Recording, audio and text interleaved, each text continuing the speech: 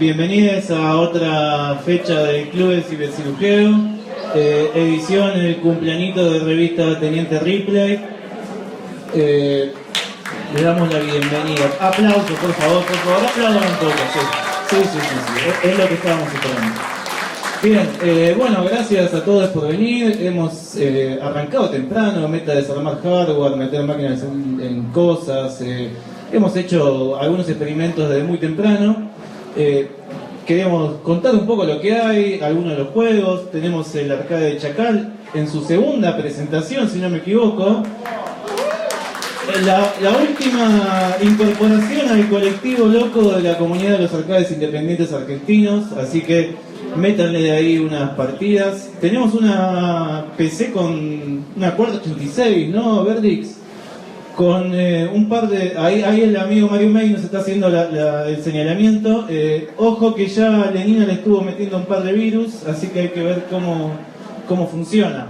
Tenemos el Chiqui Arcade, tenemos un juegazo, el Space Lord de Commodore 64 con unos paddles hechos acá por el camarada Uktumi Uktumovich, totalmente cibercirujeados, si lo han visto. Y bueno, el Cacabot, el Truchogol y la mesa de cibercirujeo, y obviamente nuestro ciber, que hay que ver si el señor, el dueño de las máquinas, el dueño del ciber ahí las habilita todo el tiempo.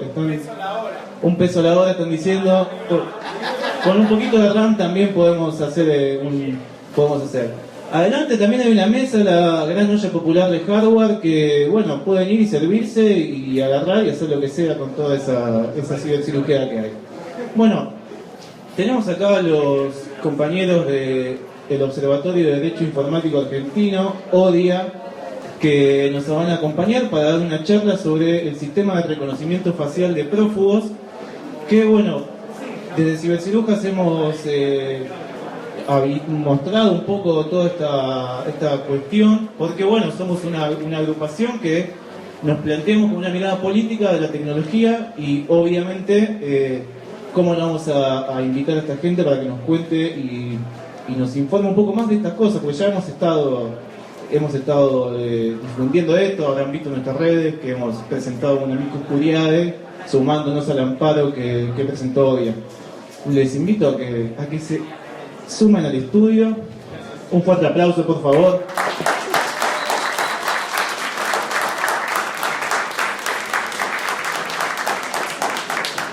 Bueno, no sé si todos sabrán que existe algo llamado Sistema de Reconocimiento de Prófugos, que está en funcionamiento en la ciudad de Buenos Aires desde el 2019. Bien, ¿nos quieren contar un poquito de esto? Martín. Gracias, Adán. Primero, agradecer a Cibercirujas que facilitó esta charla y felicitar también a Ripley por el festejo. Nosotros, aparte de ser miembros de ODIA, el Observatorio de Derecho Informático Argentino, muchos compartimos también la comunidad con Cibercirujas. Yo me siento un poco ciberciruja. Así que en ese sentido nos sentimos en casa hablando de este público, si no, no sería fácil hablar a esta hora de reconocimiento facial en algo que parece un bar, ¿no? Muy divertido. Y menos dos abogados. No es el tipo de charla para este tipo de evento, pero este es el público adecuado definitivamente. ODIA, dos palabras digamos mínimos de nosotros. Somos un grupo no solo de abogados, también hay informáticos, gente de comunicación y de otras carreras, donde no justamente nos hacemos este tipo de preguntas, ¿no? Cómo la tecnología impacta en la sociedad, impacta en los derechos y, bueno, obviamente con un enfoque muy jurídico pero interdisciplinario. ¿Qué podemos hacer para entenderlo mejor y eventualmente también cambiarlo, o al menos plantear un debate sano que creemos que no hay? Dentro de las muchas actividades que hacemos, empezamos a trabajar muy fuerte desde los comienzos. No es una organización tan vieja. Desde los comienzos, hace ya varios años, empezamos a trabajar en reconocimiento facial y específicamente empezamos a trabajar en el reconocimiento facial para prófugos que implementó la ciudad de Buenos Aires. La pregunta que muchos se hacen es, bueno, ¿qué es eso? Y eso es lo que nosotros nos preguntamos, ¿no? ¿Qué es eso? ¿Por qué la ciudad está utilizando esa tecnología? ¿De dónde salió? ¿Quién la hizo? ¿Cómo está hecha? Y algunas de las preguntas que en reconocimiento facial es muy importante, bueno, específicamente cosas sobre el algoritmo, ¿no? O sea, cómo se entrenó, quién está a cargo de ver que el algoritmo esté funcionando bien, y preguntas un poco más profundas, que incluso si uno podría decir, bueno, el algoritmo funciona bien, confiamos en sus desarrolladores y confiamos en los sistemas de auditoría que hay, más allá de que algunos podamos querer que sean sistemas más abiertos, otros dicen, bueno, alcanza con que sea un sistema privado, o con algún tipo de sistema de auditores colegiado. Incluso si todo eso está bien, también nos queremos preguntar si tiene sentido tener un sistema de reconocimiento facial para prófugos, en este caso en particular, en la sociedad, ¿no? ¿Cuáles son los costos que tiene ese sistema? No solo los costos de tenerlo en el presupuesto de la ciudad, sino también los costos en derechos de los ciudadanos. Sentirse observado modifica la conducta y genera una censura previa en la población. Y el riesgo también de, bueno, que un sistema así de sensible conlleva riesgos que si se materializan pueden ser muy altos. Entonces, tiene sentido lo que estamos ganando por tener un sistema así con lo que nos cuesta. Y, bueno, obviamente el mal funcionamiento de estos sistemas en muchos casos conlleva discriminaciones bastante difíciles de entender o ocultar. El ejemplo clásico es que casi todos estos sistemas tienen algún error. Son sistemas inteligentes que van aprendiendo y en la medida que aprenden van mejorando la forma en que reconocen. Pero eso tiene un margen de error. ¿Cómo nosotros tratamos y entendemos ese error es importante? Entre otras cosas, porque esos errores surgen en parte por cómo se los entrenan. Y los sistemas de entrenamiento suelen tener ciertos sesgos. Ejemplo, suelen tener rostros o caras de cierto sector de la población y no tener de otros. Entonces, esos márgenes de errores que una vez capaz invoca y dice, no, hasta el algoritmo hasta 80% del tiempo lo dice las cosas bien, y alguien, capaz para alguien eso es un montón, para otros no. Si vamos específicamente a un grupo de personas y nos damos cuenta que, no sé, los pelirrojos específicamente en realidad tienen un margen de error en donde solamente el 20% de las veces lo hace bien, y bueno, entonces hay un sector de la población que definitivamente tiene un margen de error al cual nadie estaría dispuesto a ser sometido. Esto es una introducción medio como genérica a, bueno, ¿por qué ODIA se puso a ver el tema de reconocimiento facial? ¿Por qué nos importa? Estas son las preguntas que nos hicimos. ¿Qué es este sistema? ¿Cómo está hecho? ¿Por qué lo contratamos? ¿Cuáles son todos los costos? No solo el de presupuesto, sino cuáles son los costos en términos de derechos sociales y de comportamiento. Una pregunta política, ¿no? Y en última instancia, bueno, una vez que nos sentimos responsables de, como colectivo, entender qué está pasando, bueno, cómo podemos modificarlo si creemos que algo está mal. Y un poco así empezó, y le paso acá la palabra a Gonzalo para que nos cuente un poco, bueno, qué hizo ODIA con esas inquietudes y con este sistema. Y a medida que contamos la historia, seguro van a surgir más datos del sistema, ¿no? Bueno, muchas gracias. El sistema de reconocimiento facial es un software que funciona con las cámaras que están instaladas, que tiene las cámaras de vigilancia que están instaladas en la ciudad. Ok, gracias. La idea es que cuando detecta a alguien que figura en la base de datos del CONARC, que es donde están los prófugos buscados por la justicia, lo identifica, entonces la justicia lo puede identificar. Ese sería el beneficio. ¿Cómo se hizo esto en Argentina? De un día para el otro, como siempre nos pasa. Y sin ningún tipo de discusión previa, ni participación ciudadana.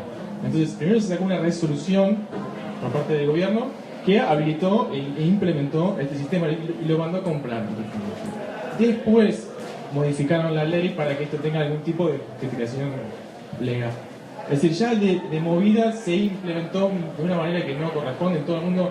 Se hicieron muchos estudios sobre, digamos, el impacto sobre los datos personales que puede tener el sistema. Y bueno, este tipo de cosas. A raíz de eso, lo primero que hicimos con la organización fue un pedido de información pública. Como ustedes saben, la información es pública. Entonces, si usted quiere saber cuántas plazas, cuántos bancos hay en las plazas, va y lo pide y lo tiene que decir. Nosotros, como organización, fuimos con un montón de preguntas y, digamos, el gobierno nos respondió algunas. Y algunas, las respuestas no cumplían con los requisitos que debe tener una respuesta, que debe ser completa y suficiente. Sí, le preguntamos si no responde. Son como 60 preguntas, no me las hacemos todas, pero entre ellas, por ejemplo, ¿con qué base de datos se entrenó el sistema? Como ustedes saben, se tiene que entrenar. Es decir, ¿sobre qué base de población se entrenó el sistema? ¿No? Nos dijeron que no, que lo habían probado simplemente y funcionaba bien. La respuesta era así, Después, otra cosa que le preguntamos, por ejemplo, queríamos saber que nos digan el código fuente. ¿no? Es decir, queremos saber cómo está programado el sistema. Dijeron que no lo tienen. No lo tienen porque compraron una versión ejecutable, ¿no? ¿Cómo es esto? ¿Sí? Este es un tema que para mí es muy importante y quizás no se advierte, ¿no? Porque nosotros lo que le estamos diciendo a la tecnología es que desarrolla una función pública. Y una función pública se desarrolla de acuerdo a las normas de procedimiento. Las normas de procedimiento tienen que ser públicas. No podés decir que hay una ley que la hizo un estudio de abogados que nadie sabe dónde está y está protegida por los derechos de autor. Bueno, este es un tema que se puede discutir y es muy interesante. Y bueno, un montón de otras cuestiones que quedaron sin resolver. A partir de ahí se inició un amparo para que le ordenen al gobierno contestarnos, que todavía está en trámite, tiene sentencias favorables, pero el gobierno no termina de contestar. Un amparo es una acción judicial rápida que cuando hay derechos constitucionales esenciales, como esto, el derecho a la privacidad, a todo lo que nos se puede tramitar y no tiene la demora que tiene un proceso judicial ordinario. Es decir, se hace más rápido, ¿no es cierto? Se lo compró una empresa argentina, pero no sabemos en definitiva quién lo desarrolló, porque claro, no sabemos tenemos sospechas o podemos sospechar, digamos, algunos ciertos orígenes de quién podría estar la empresa, pero la verdad es que no sabemos. O sea, no es que es una empresa que lo hizo Microsoft. No sabemos si lo hizo Microsoft, tampoco sabemos con certeza. Digamos que tenemos sospechas muy fundadas. ¿Sobre eso? ¿Sobre qué? Una empresa argentina, hacer un sistema de reconocimiento facial no es con un algoritmo, que es un software que va aprendiendo de sí mismo, estas locas inteligencias artificiales. No es algo que hace cualquiera, me imagino. Y que lo haga una empresa argentina me suena a una triangulación de que lo compré, te lo facturó acá, pero ¿de dónde mierda viene esto?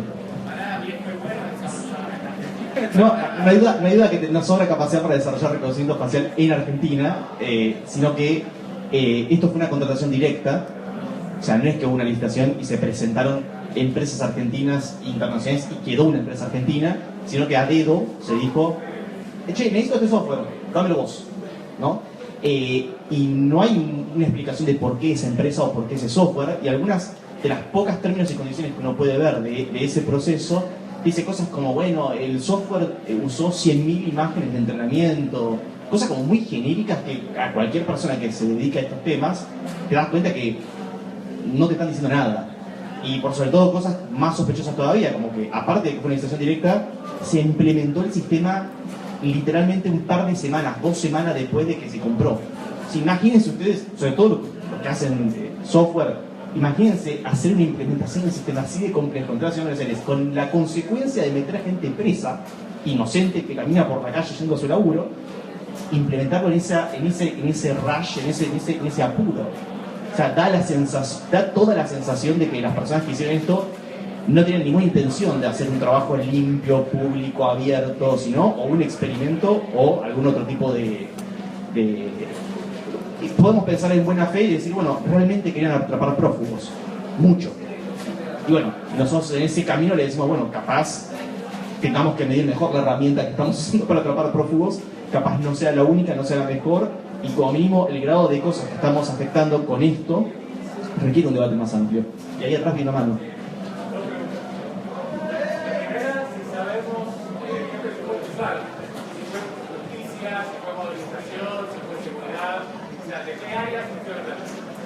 Y la segunda pregunta, que viene de la mano es, hace no muchos años atrás, la meta tenía problemas con la explotación de las cámaras y había una licitación para ello. Quería saber si las fechas más o menos coinciden con la situación en la que tenían que cambiar las cámaras de... Mira, esto es del 2019. No sé esas actualizaciones de cámaras de qué fecha serían. Pero...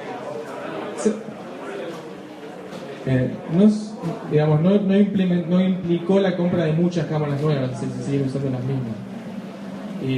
Algunas se han comprado igual también, se van agregando. Desde Justicia, el Ministerio de Justicia, eso hizo Santilli. Sí podemos decir que sabemos cuántas licencias compraron y al principio parecían ser pocas cámaras, ahora no me acuerdo el número, pero lo que estaba claro es que era escalable a todo el sistema.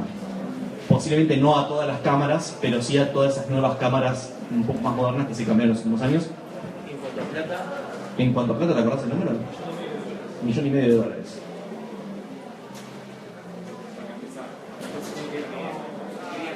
¿Sabemos dónde están las cámaras ubicadas y las podríamos reconocerlas? Sabemos dónde están muchas de las cámaras, no todas, porque en parte hicieron un target específico sobre medios de transporte, por ejemplo. Entonces, a la salida de los trenes, sabemos que estaban haciendo reconocimiento facial, entre otras cosas porque levantaban gente ahí. O sea, pasaba el sistema, avisaba el sistema, che, el que está entrando por el andén 2 dio positivo, que eso ahora tiene un significado diferente, ¿no? El COVID. El sistema dice dio positivo y venía tipo la policía y te llevaba. Y o sea, vos imaginate, del otro lado te llevaba la policía porque la cámara decía que eras un prófugo. Y ha habido un caso, hay varios, pero uno específico que fue muy famoso porque se ve en todos los medios, en donde estuvo una semana detenido hasta que le creyeron que no era la persona que decía ser. Digo, si te sirve de algo, el sistema de transporte en general tiene.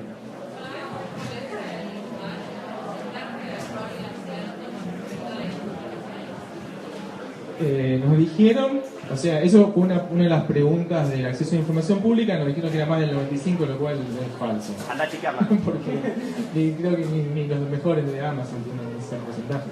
Así que no sabemos bien en realidad, cómo funciona. Después... Bueno, después... Perdón, yo estoy teniendo unos problemas con esto. Algo que mencionan ustedes en el modelo de la Amicus Curiae que subieron, ponen ahí un par de links a estudios y cuestiones que hablan del sesgo de género que tienen estos algoritmos. ¿Qué nos pueden contar un poco de eso y de cómo en otros países que se han implementado esto se ha vuelto atrás, han tenido un cuestionamiento? Sí, todos o casi todos los sistemas que tienen algoritmos que aprenden solos, por ponerle alguna palabra, porque solos no aprenden, algo le damos de datos y los programamos, todos esos algoritmos corren el riesgo de caer en sesgos. Es la naturaleza de lo que estás programando. Bueno, una de las naturalezas de los sistemas que aprenden solos es que si uno tiene los datos, digamos, con sesgos, o en tus reglas hay sesgos, o simplemente aprendió una variable que vos no querías que aprenda, bueno, tiene un sesgo. ¿Y qué es un sesgo? Que te está diciendo algo que en realidad no es. El ejemplo típico de esto es cuando el algoritmo, por ejemplo, en el caso de reconocimiento facial, reconoce mejor, o sea, identifica mejor a personas, por poner un ejemplo, no sé, chinas, que tailandesas. ¿Y por qué pasa eso? Porque las tailandesas sistemáticamente tienen un margen de error diferente que las chinas. Y la razón es que entrenó generalmente es que entrenó con caras chinas. Entonces el algoritmo sabe muy bien reconocer una cara china, pero cuando se trata de una talla tailandesa, tiene más problemas. Y ese tipo de sesgos no es aleatorio. O sea, en casi todos los casos que conocemos de sesgos, sistemáticamente hay discriminaciones que son como constantes. En Estados Unidos es famoso el caso de tanto de temas de género como de personas afroamericanas, en donde los sistemas tenían mucho más problemas para tener resultados buenos, positivos, o sea, certeros, en personas afroamericanas que en personas blancas. Y eso no era casual. Y tampoco había necesariamente mala fe de parte de los desarrolladores. Les dan, por poner un ejemplo, no sé, le damos 2 millones de fotos al sistema para que analice. Muy posiblemente en esas 2 millones de fotos no hay una representación lo suficientemente buena para que el algoritmo aprenda a discernir todas esas caras, que son diversas. Entonces, en esa diversidad empieza a haber sesgos y ahí es donde, ya ni siquiera se trata solamente de la autocensura de que me miren o del derecho a defensa o de un proceso justo, en el caso ¿no? de prófugos en particular, sino también esto de, bueno, hay un problema de discriminación. La policía actúa de forma simétrica sobre ciertos grupos que sobre otros. Y eso arma 2 clases de personas o ciudadanos. ¿Te reconoce igual si tienes barbijo? Me preguntan. Parte de combatir los sistemas de reconocimiento facial, si querés, sistemas de resistencia civil, tiene que ver con cubrirse la cara. Hoy en día el barbijo en principio no es un impedimento, al menos para los sistemas más nuevos. Es más, hasta fue un tema para el reconocimiento facial de los celulares. Apple, por ejemplo, lo tiene muy implementado eso, ¿no? De sacar la contraseña con tu cara en vez de con tu dedo o con el PIN. Y nada, un par de patch después de actualización y Apple ya te podía reconocer la cara con el barbijo puesto. Incluso en ese debate hay un montón de, por ejemplo, de maquillajes, maquillajes asimétricos, joyas, que supuestamente ayudan a eso. Pero la verdad es que más allá de que el reconocimiento facial es un juego del gato y del ratón, ¿no? Típico de este tipo de sistemas, no sé, en China, por ejemplo, también te pueden hacer identificación por la forma en que caminas. Entonces ya no es solo la cara, sino que es un patrón de cosas. Cómo caminas, qué me dice tu cara, qué dispositivos, ¿no? Qué tipo de dispositivos te están dando datos que me permiten después identificarte en otros lugares. Entonces, capaz la discusión que nosotros planteamos específicamente con este sistema de prófugos, en realidad se extrapola todo un debate mucho más amplio sobre cómo usamos la tecnología para resolver problemas y cómo no es una varita mágica. Bueno, sí, ya vamos a mejorar el sistema de reconocimiento facial. Esto es una cuestión de empezar, por algún lado se empieza, y la palabra es no. O sea, no es que por un lado se empieza, capaz no queremos reconocimiento facial para resolver ciertos problemas. Entonces, más allá de que obviamente parte del debate es dejarnos habitarnos, queremos saber que no haya discriminación, queremos saber que el sistema funcione bien, queremos que sea seguro. Hay un debate también de fondo, que más allá de que todo eso esté bien y no haya discriminación y el sistema sea seguro y la licitación esté bien hecha, que no estuvo bien hecha en este caso, queremos que esté. Y eso sí es una pregunta que creo que tiene mucha más relevancia por fuera de este caso, ¿no? Y por eso nos encanta poder hablar esto, porque esa es la pregunta que queremos que quede, ¿no? Muchos somos tequis y nos gustan las cosas de tecnología, lo tenemos adentro. Yo soy abogado, pero armo y desarmo computadoras de que tengo 5 años con mi viejo abogado porque lo hacíamos. Y sin embargo, cuando nos proponen este tipo de tecnología salimos corriendo y la pregunta es ¿por qué? ¿Por qué si nosotros tenemos una predisposición tan buena nos oponemos? Y estas son las razones, ¿no? Que entendemos que no estás solamente resolviendo un problema, sino que estás también planteando otros. Y merece una discusión integral de todos los problemas que estás resolviendo y ingresando, digamos, en la ecuación para poder decir, bueno, sí, lo queremos o no lo queremos. ¿Algo más que quieran preguntar o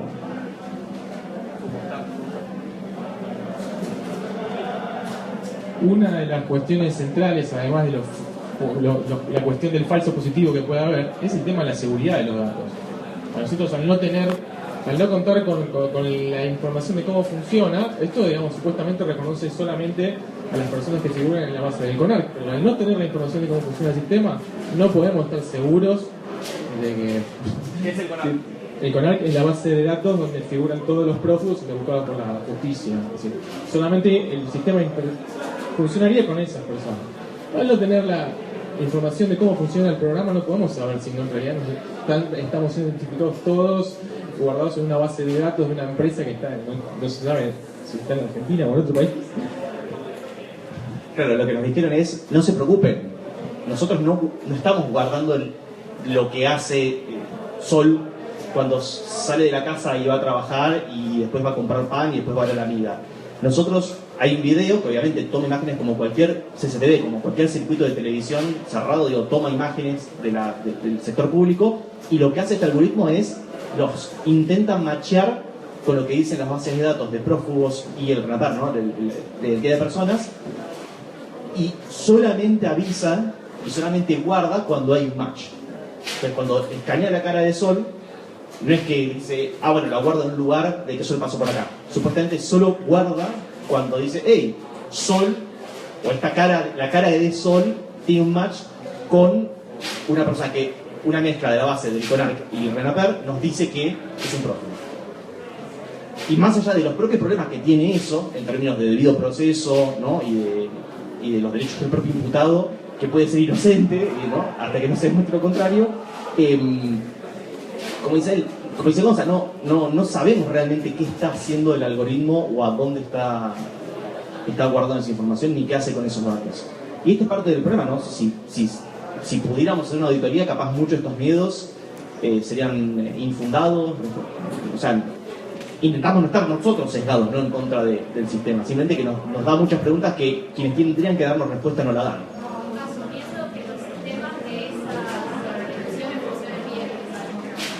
Bueno, obviamente hay una desconfianza general, ¿no?, de que las personas que te dicen toma mi palabra no es suficiente.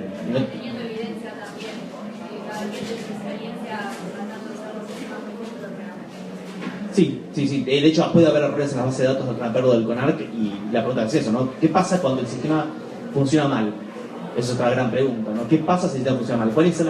¿Qué tipo de mecanismos de frenos y contrapesos hay en este sistema para que si todo sale mal, no explote? Explotar en este caso sería mandar preso a alguien inocente. ¿Qué checkpoints, qué barreras hay para prevenir eso? Tampoco eso tenemos. No sé si alguien tiene alguna pregunta más. ¿En Sí. qué países está implementado y si hubo alguna resistencia o se volvió atrás en algún país? ¿Cómo son los sistemas de reconocimiento en otros países? Por ejemplo, recientemente en California lo prohibieron, en Bélgica lo prohibieron. El país, por supuesto, que más desarrollo tiene sobre este tema, China. ¿No es cierto? En Europa funciona, lo que pasa es que también hubo mucha discusión, ¿viste? Se lo hace más en serio, ¿no? Entonces se toman medidas, se discute. Yo creo que el problema acá es no contar con la información, es lo que tengo que decir. O sea, al no tener la información de cómo funciona, vos no podés saber. No tenés acceso a la información, no sabés cómo te están controlando. A lo cual tenés derecho. Ese es el tema.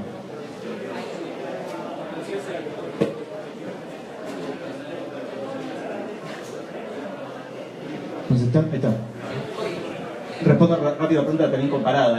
Tenéis como varios modelos, si querés por poner una palabra. El modelo chino claramente es como un extremo, o al menos nuclear representa un extremo, que es un reconocimiento facial y el reconocimiento de identidad en cualquier lado, en todos lados, un sistema de scoring social. Es definitivamente un punto, digamos, de esa regla. Y el otro sí, algo un poco más como lo que pasó en San Francisco, donde están activamente previendo por ley utilizar reconocimientos faciales en temas policiales, y si lo haces en temas comerciales tiene que ser de tales o cuales maneras. Algunos países con tradiciones más fuertes de derechos de privacidad como Alemania tienen sistemas un poco más progresivos anti eso, y otros como el Reino Unido tienen un mix. Hacen todo el reconocimiento facial, pero tienen sistemas de auditoría públicos con la sociedad civil y la academia que controlan y comparten con el sistema de inteligencia, ¿no? O sea, hay de todos lados. Y bueno, una pregunta es: ¿qué queremos en Argentina? ¿no? ¿Qué queremos para nosotros? Bueno, ahí tenemos una pregunta más. Sí.